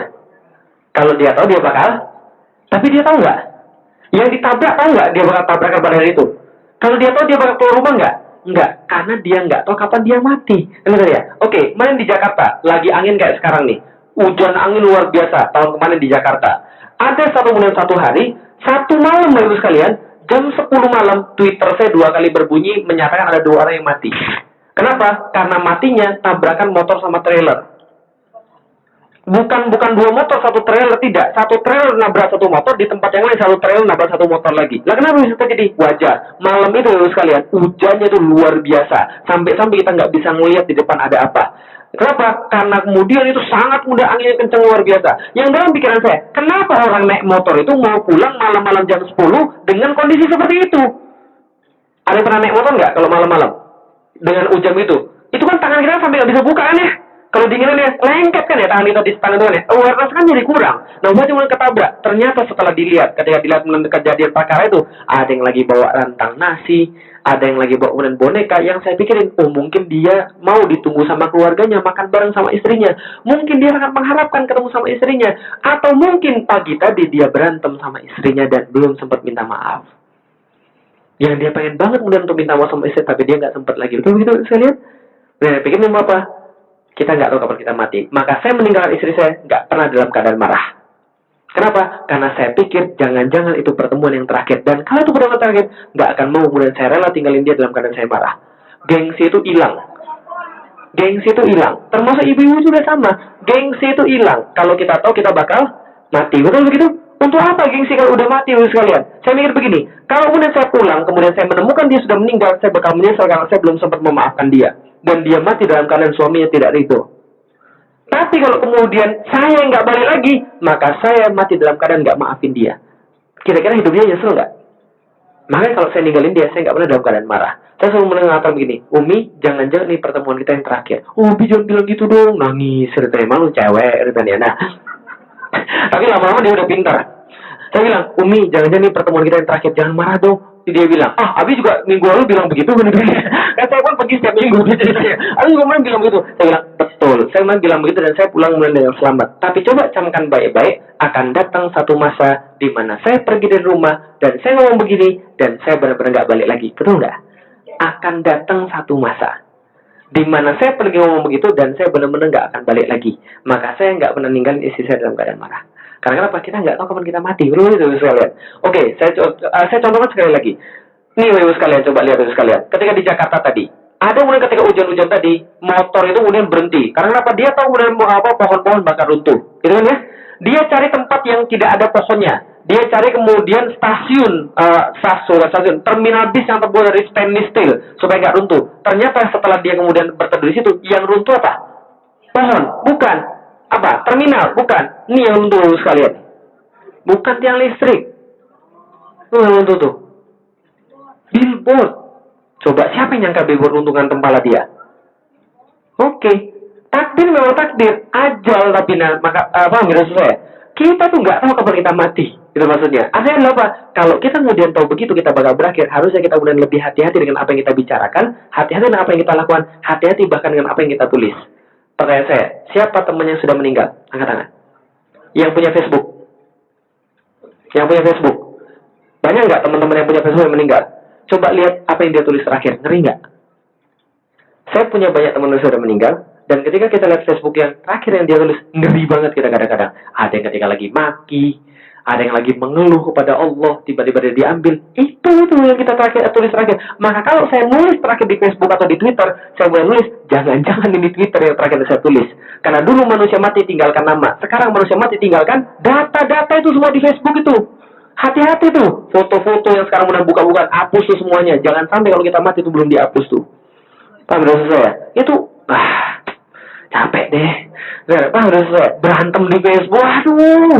Gitu kan ya, kenapa? Itu bakal ketinggalan terus itu sampai kita mati tuh. Paham maksud sekalian? Hati-hati sekalian. Ngeri kalau kita mau lihat teman kita sudah Facebooknya kemudian masih ada sekarang yang dia sudah meninggal. Maka saya dari sekarang saya sudah kasih tahu, Dek, kalau Abi duluan pergi, nih passwordnya semua nih, tutup semua Facebooknya nih. Nah, kenapa? Karena saya kasih tahu, karena saya tahu kalian bakal mati. Oh, Ustaz jangan nakut-nakutin kita dong. Loh, kita ini manusia, semua bakal mati kan ya. Bukan berarti ibu-ibu kemudian lebih tua, lantas kemudian ibu-ibu kemudian lebih duluan daripada saya. Bisa jadi saya duluan sekalian. Tapi kalau ibu-ibu duluan silakan aja. Nyumpahin Ustaz enggak. Oh iya, itu saya contoh lagi. Nih, saya pernah ngisi ibu-ibu usia 60-an tahun ke atas. Satu hari ketika saya ngisi, sudah waktunya belum? Oh sebentar lagi. Ketika saya ngisi ibu-ibu 60-an tahun ke atas sekalian, ini yang saya tampilin gambarnya. Jadi saya bilang, Ibu, saya mau pindah ke Jakarta Barat. Jadi saya harus tinggalkan tempat ini. Ini pengajian terakhir kita, dan ini gambar yang mau saya kasih tahu. Ini gambar ini saya kasih tanggal 28 Juli 2011. Saya ingat banget. Nah, kenapa? Karena ada kejadian penting setelah itu. Nah, 28 Juli kemudian saya kasih gambar ini. 26 Juli anak saya lahir yang ketiga. Senang banget. 2 minggu lagi buku saya terbit yang kedua, Muhammad Al-Fatih. Senang banget hidup saya, pencerahannya, harapan hidup saya panjang loh sekalian. Ya, istri baik, anak sudah 3, senang banget. Dan apalagi yang kemudian terjadi tanggal 28 Juli dan sampai tanggal 31 Juli. Ingat ya, 31 Juli 2011 itu kan bulan Sya'ban yang terakhir. Ya kan ya? 1 Agustus bulan 1 Ramadan. Kita senang banget karena mau Ramadan lagi. Saya bilang sama ibu-ibu, Bu, coba lihat gambar ini. Yang mana yang lilinya mati duluan? Yang pendek atau panjang? Belum tentu. Kalau ketiup angin, panjang duluan. Maka saya bilang, ibu-ibu lebih tua belum tentu duluan daripada saya. Bisa jadi saya duluan kalau ketiup angin, gitu kan ya? Nah, artinya mulai saya bilang, belum tentu ibu-ibu sekalian. Yang panjang bisa jadi duluan daripada yang pendek. Yang pengen saya sampaikan pada ibu-ibu sekalian, saya bilang pada waktu itu, jangan-jangan ini Ramadan yang terakhir. Jangan-jangan ini Ramadan yang terakhir. Kalau ini Ramadan yang terakhir, mau seperti apa kita berbuat? Mau ninggalin anak-anak yang nggak pakai kerudung? Mau kemudian ninggalin suami dalam keadaan tidak ridho? Mau kemudian meninggalkan dunia dalam keadaan nggak bisa baca Quran? Cobalah belajar lagi, jangan nyerah. Walaupun sulit, tetaplah belajar. Tetaplah baca Quran, karena itu dapat pahala. Kalau ini yang terakhir, mau seperti apa Ramadan kita perbuat? Oh, Ustaz jangan nakut-nakutin kita dong. Ustaz nyumpahin kita mati dong. Bukan, saya bilang bukan nyumpahin mati. Tapi coba baik-baik, coba saya bilang sama ibu-ibu tadi. Ibu-ibu kemudian pas Ramadan kemarin, pas ketika Idul Fitri, sholat sama kemudian ibu-ibu yang lain, setelah selesai sholat, ngapain ibu-ibu biasanya? Peluk-pelukan, cium-ciuman, cipika-cipiki, betul begitu? Ada nggak yang tahun kemarin yang dicipika-cipiki sekarang sudah nggak ada lagi? Ada nggak? Banyak. Misalnya, saya tahu ibu-ibu yang sudah tua-tua ini, biasanya dia punya catatan. Apa namanya? Buku. Tulisan nama-nama temannya. Ini namanya, nomor teleponnya, ini alamatnya. Dicoret satu persatu. Gitu kan ya? Makanya betul, orang yang sudah tua tuh lebih sadar ibadah. Karena dia tahu dia sebentar lagi tuh. 10 dicoret 1, 9, 8, 7, 6. Gila aja kapan? Pilih itu aja tuh. Betul begitu? Nah, kemudian saya bilang, nah itu yang terjadi. Nah, sekarang jangan-jangan ini Ramadan yang terakhir. Cobalah baik-baik mikir. Jangan-jangan ini Ramadan yang terakhir. Ternyata sendiri ibu sekalian. Tanggal 31, Allah yang ngajarin saya. Pelajaran terbaik dalam hidup saya. Apa pelajaran terbaiknya? Tanggal 31, terakhir Sya'ban, besok mau 1 Ramadan. Senangnya luar biasa. Ternyata yang terjadi, pas mau kemudian pergi ngisi kajian sholat subuh, mobil saya kebalik di jalan. Kebalik 2 kali. Saya nggak tahu ceritanya, tapi yang jelas ada truk tiba-tiba di depan saya nggak ngantuk, serius. karena saya sadar 100%. Ketika benar ada truk depan saya langsung banting sebelah kanan, kemudian nabrak kemudian sebelah kanan, terus guling-guling sebelah kiri, kemudian sampai begini ceritanya. Mobilnya hancur lebur sekalian. Nggak bisa lagi kemudian masuk asuransi. Kenapa? Karena chassisnya rusak. Jadi ibu bisa bayangkan seperti apa kemudian rusaknya kemudian mobilnya itu. Nah, kalau udah jeda. Ketika kecelakaan tuh, hidup saya berjalan lambat tuh bagus sekali. Mati saya hari ini saya bilang. Anak saya yatim nih saya bilang itu. Istri saya kemudian jadi janda nih saya bilang ini. Mati saya hari ini. Yang saya buat kemudian saya merasa agak ringan apa? Ya, setidaknya ngisi sholat subuh. Nah, ya, jeda. Oke, selesai. Ternyata saya belum mati. Sebelah kanan saya aspal, mobilnya kebalik begini. Sebelah kanan saya aspal, kemudian saya kan nggak bisa buka pintu kan karena bawa aspal kan ya. Saya lihat tangan saya nggak ada yang patah, nggak ada yang patah dulu, kaki saya nggak ada yang patah sama sekali, kepala saya nggak ada yang pecah, saya udah periksa semuanya. Alhamdulillah pakai seatbelt. Nah, kemudian udah keluar, manjat, loncat ke bawah. Orang bawah bilang, Pak, siapa yang mati? Siapa yang mati? Tenang, saya sendiri aja. Tenang, saya sendiri. Saya nggak ada luka apa-apa, saya bilang. Saya telepon, minta towing, dan kemudian datang kemudian PJR. Kemudian setelah itu kemudian mereka bilang, Pak, siapa yang terus? Tenang, saya sendirian. Waktu itu mobil saya bawa banyak buku. Buku saya yang pertama, judulnya Beyond the Inspiration. Sekaligus duit hasil jualan. Bertebaran di jalan tol. PJR datang kemudian lihat, Bapak penulis ya Pak ya? Iya, Alhamdulillah. Pak, boleh saya minta nggak bukunya satu? Ambil. Ambil gitu, Pak, saya sama teman saya berdua, Pak, boleh nggak saya minta 2? Ambil. Polisi, Pak, saya minta 5, Pak. Ambil. Jadi, kenapa? Mendadak semuanya jadi nggak berharga. Duit jadi nggak ada harganya. Jabatan nggak ada harganya. Istri dan anak di rumah mendadak nggak ada harganya. Paham nggak sekalian? Jadi saya benar-benar ngerti ketika Allah mengatakan ayat, ketika suatu hari di mana anak lari dari ibunya, ibu lari daripada anaknya, bapak nggak mikirin anaknya, ibu nggak nyari siapa anaknya, karena dia sudah sibuk dengan urusan masing-masing. Paham nggak sekalian? Saya mulai sadar, kenapa? Ternyata ada yang lebih penting daripada duit, jabatan, harta, dan segala-galanya. Mendadak sadar sekalian. Maka itu Ramadan yang terbaik dalam hidup saya. Karena kenapa? Karena kita merasa benar kita bakal mati. Yang saya bilang apa? Allah seolah-olah ngasih begini.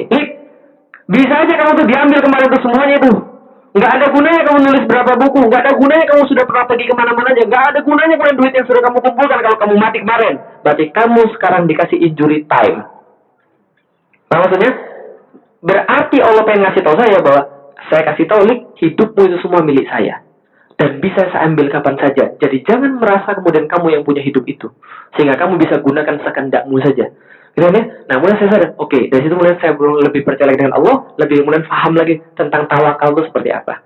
Kalian, kalau Bapak Ibu ingat mati, itu cukup benar bagi kehidupan kita. Karena ibu akan jadi khusyuk, bapak akan jadi khusyuk. Kalau ingat mati. Khusyuk itu adalah apa? Ingat mati. Itulah khusyuk. Makanya dalam surat Al-Baqarah, Allah katakan, siapa yang orang khusyuk? Alladzina yadhunnuna annahum mulaqqu rabbihim wa annahum ilaihi raji'un. Siapa yang yakin akan ketemu Allah dan kembali pada Allah, itulah orang-orang yang khusyuk. Dan orang yang khusyuk nggak ada masalah dalam kehidupan. Insya Allah. Oke, paham ya? Oke, baik, terima kasih. Assalamualaikum warahmatullahi wabarakatuh. Ada pertanyaan? Silahkan. Ada? Ada pertanyaan? Boleh, silakan. Ya, sambil dulu ya. Ya, minum dulu ah. Ya, silakan nanya nggak apa-apa. Saya dengerin sampai minum. Pakai mic ibu. Pakai mic ibu, biar suaranya agak kelihatan lebih seksi ibu. Silakan. Assalamualaikum warahmatullahi wabarakatuh. Waalaikumsalam warahmatullahi. Pak saya mau menanyakan mengenai Boleh. kematian. Kalau orang Islam ada bedanya nggak Pak? Misalnya mau orang yang taat beragama sama yang enggak, ada ciri-cirinya nggak dalam menghadapi kematian? Ya. Assalamualaikum warahmatullahi wabarakatuh. Sakratul mautnya maksudnya. Tanda-tanda. Ya. Tanda-tanda orangnya. Sebentar, jangan lihat lama-lama deh, malu. Nah, tanda-tanda orang yang kemudian meninggal, dia baik ataupun dia jahat, itu nggak ada tanda-tandanya.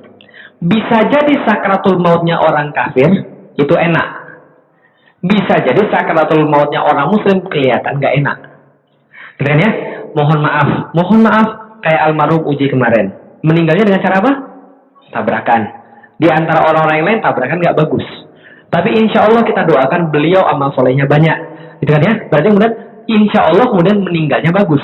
Kan ya? Nah, tapi kemudian ada orang yang kemudian ketika kemudian dia meninggal, dia bukan muslim, tapi meninggalnya kayaknya enak. Tapi kita kan nggak tahu apa yang dia rasain. Gitu kan ya? Yang jelas, yang ada bedanya bukan pas matinya, yang ada bedanya pas hidupnya. Apa bedanya? Kata Rasul, kata Rasul, ad-dunya sijnul mu'minin wa jannatul kafirin. Dunia itu adalah penjara bagi orang-orang yang mukmin dan surga bagi orang-orang yang kafir. Maksudnya apa? Orang mukmin walaupun hidupnya enak di dunia, hartanya bergelimpang banyak, tapi dia nggak betah hidup di dunia. Kenapa? Karena dia tahu itu bukan kampung halaman dia. Nanti besok akan kita bahas, ada materinya. Nah, sedangkan orang kafir dia merasa dunia itu adalah dunianya. Dunia itu adalah surganya, maka dia takut mati. Jadi beda orang mukmin dan orang kafir adalah orang mukmin nggak takut mati. Betul. Kenapa kita nggak takut mati tahu? Betul. Karena mati bagi kita bukan akhir, tapi jembatan untuk ketemu dengan Allah yang kita senang dan Rasul yang kita rindukan. Bisa meluk Rasul, bisa bersama Rasul, kan kita rindukan kan ya? Nah, maka itu yang kita inginkan. Maka mati bukan masalah bagi kita. Mau masuk surga, mau kalian? Oke, yang jelas. Mau masuk surga? Benar? Siap mati? Nah, kalau mau masuk surga harus siap mati. Karena langkah pertama masuk surga harus mati dulu. Nggak mungkin masuk surga masih hidup. Paham Bapak sekalian? Nah, maka orang muslim tidak takut mati. Yang orang muslim takut tuh matinya caranya gimana? Takutnya itu gimana? Maka mati husnul khotimah atau su'ul khotimah. Besok kita bahas. Besok-besok maksudnya. Nanti insya Allah akan kemudian kita bahas. Saya punya rangkaian materi yang memang sudah saya siapkan. Nanti kita akan bahas tentang bagaimana menyiapkan hidup untuk setelah hidup. Jadi kira-kira gitu. Itu jawabannya. Ada yang lain? Silakan. Bapak? Boleh, silakan. Please. Boleh, silakan. Ya, makasih pada Pak Hamdi yang dari tadi sudah ngertiin. Silakan. Assalamualaikum warahmatullahi wabarakatuh. Waalaikumsalam warahmatullahi. First question was by English. Please. So please, a lot of people, a lot of ladies, Yes. they believe the hijab for ladies Okay. is just tradition. Okay. So I wanna you advise us and tell us about hijab. Yes. Duty Yes. for ladies or just tradition? Yes. Thank you. Okay, thank you very much. The further explanation will be delivered in next 2 days or 3 days. We have special material about hijab. So when you have any apa namanya? Any keluangan, any spare time, you can come in and we will explain about hijab in 2 or 3 days ahead, insyaallah. Harus dihatiin juga teman-teman. Memang bahasa Inggris itu survival mode loh sekalian. Jadi gitu. Yes, please. If you okay. Okay. Just if you try to give us, maybe I will not able to come on the Okay. Just only I wanna advise. Yes. Give us Short advice. give ladies advice Okay. about hijab right now. After that, you can explain to them in the day when Yes. they have a special sometimes for ladies. You Inshallah. just only general need no. This Yes. is really tradition or Okay. duty and Okay. order from God to ladies. Thank you. Okay, thank you very much. Hijab is an obligation, not an option or a choice. That is hijab. So how come it become the obligation? So how it become the trade? So it become an obligation or apa namanya? A must. Because Allah have said in Al Quran in Surah An-Nur verses 31 and Suratul Ahzab verses 59. So Allah had said in An-Nur to the women to cover his head with khimar. So khimar is different from hijab because khimar is the upper clothes. We know it as kerudung. Indonesian call it as kerudung. So in Al-Ahzab verses 59, Allah have said, Ya ayuhan nabiyyu kulli aswajika wa banatika wa nisa'il mu'minin yudnina alaihinna min jalabibihinna, to cover all of her body with jilbab. So jilbab means the lower clothes. The lower clothes that apa diulurkan itu bahasa Inggrisnya apa tuh? Apa diulurkan bahasa Inggrisnya? Yudnina itu bahasa Arabnya kan ya. Dia diulurkan to cover all of his bodies because the women aurat is everything in her body except this and this according to Rasulullah. Hadza wa hadza. So in further explanation we will convey it in 2 or 3 days, inshallah. That is the short explanation about hijab. Thank you so much. So please, any question? Wih, gaya udah mau bahasa Inggris aja. Silakan. Iya, apa ya? Belajar ya. Assalamualaikum warahmatullahi wabarakatuh. Ya, silakan.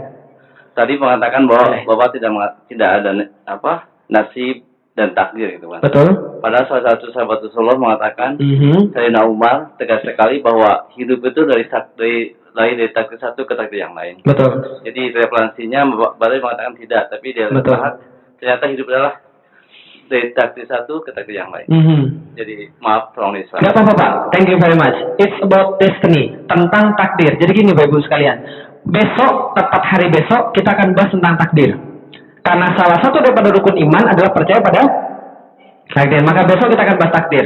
Karena itu, Bapak Ibu sekalian, yang hadir pada hari ini, tolong besok hadir. Karena kalau hari ini cuma hadir, ini pemahamannya setengah. Karena besok akan saya bahas apa yang dimaksud dengan takdir. Kalau ini kan pilihan nih.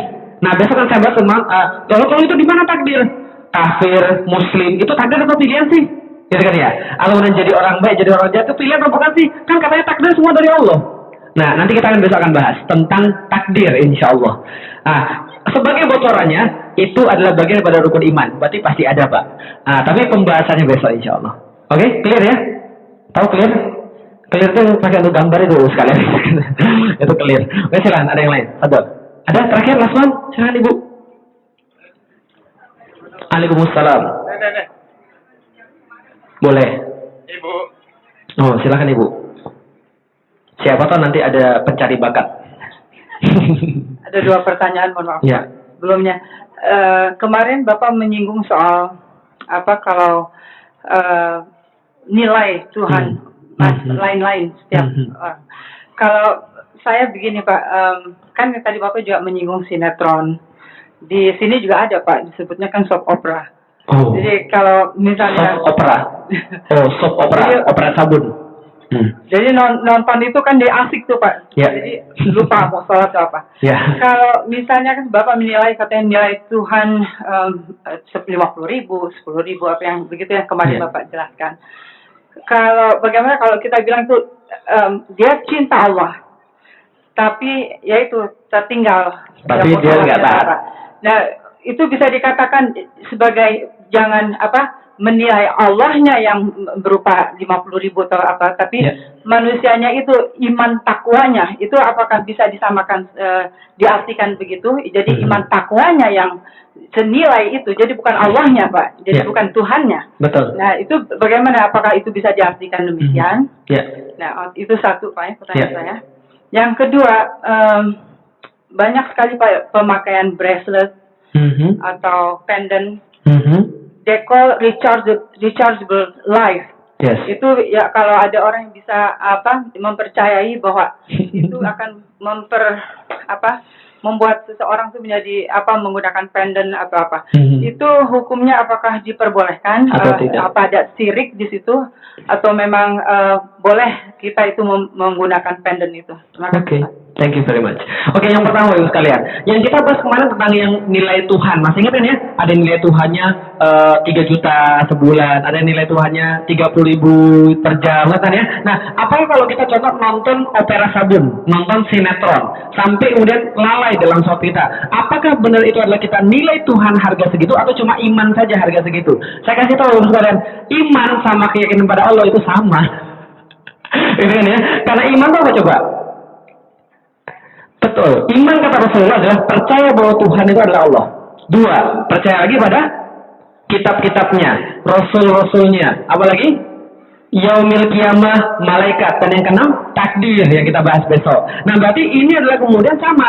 Keimanan kita harganya segitu sama seperti harganya Allah segitu. Itulah kemudian terjadi pada kita. Tapi kita tetap mencintai Allah. Saya kasih tahu Ibu sekalian, cinta itu ada 2. Cinta yang kita rasa cinta atau cinta yang benar-benar cinta. Apa bedanya cinta dengan kemudian yang benar-benar cinta atau cinta yang kemudian kita rasa cinta? Kalau cinta itu mewajibkan adanya pengorbanan. Makanya orang cinta itu buta.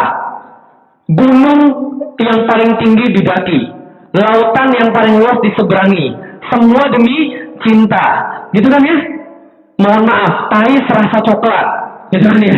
Apalagi coklat gitu kan ya? yang biasa nggak suka dangdutan jadi bagus lagu dangdut ini ya. Cinta itu buta. Makanya orang yang jatuh cinta itu kayak orang gila.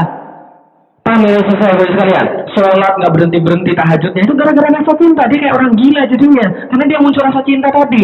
Makanya kalau kemudian dia nonton sinetron kemudian melalaikan sholat, mungkin dia cinta Allah tapi dia lebih cinta sinetronnya. Kayaknya gitu ya. Nah makanya jangan begitu gitu. Nah lah kenapa? Tapi siapa yang mencinta Allah? Saya kasih tahu sekalian. Ini ingat baik-baik ya. Saya kasih tahu ya. Ingat baik-baik. Cinta itu sekuat apa? Tergantung Anda habiskan berapa banyak waktu di situ. Jadi bukan kita cinta karena itu kita pengen lama-lama, tidak. Kita lama-lama karena itu kita jadi cinta. Nanti besok ada materinya, judulnya How to Master Your Habits. Makanya kata orang Jawa, kue teng tresno jalanan soko kuliner. Bukan kuliner sekarang, kan ya. Jadi kue teng tresno jalanan soko kuliner. Orang itu jatuh cinta gara-gara sering makan bareng-bareng. Gitu kan ya, kira-kira begitulah. Jadi itu maksudnya. Nanti kita bahas besok tentang rasa cinta itu munculnya seperti apa dalam How to Master Your Habits. Oke, jelas ya. Banyak waktu kita ke depan, insya Allah masih banyak. Makanya manfaatkan baik-baik. Kita nggak tahu kapan kita bisa ketemu lagi, gitu kan ya. Nah ini bisa saya sampaikan. Mohon maaf saya nggak bisa teruskan karena sudah waktunya sudah lewat. Ini udah overcharge ini kan ditanya. Emangnya kita bisa? Oke, terima kasih.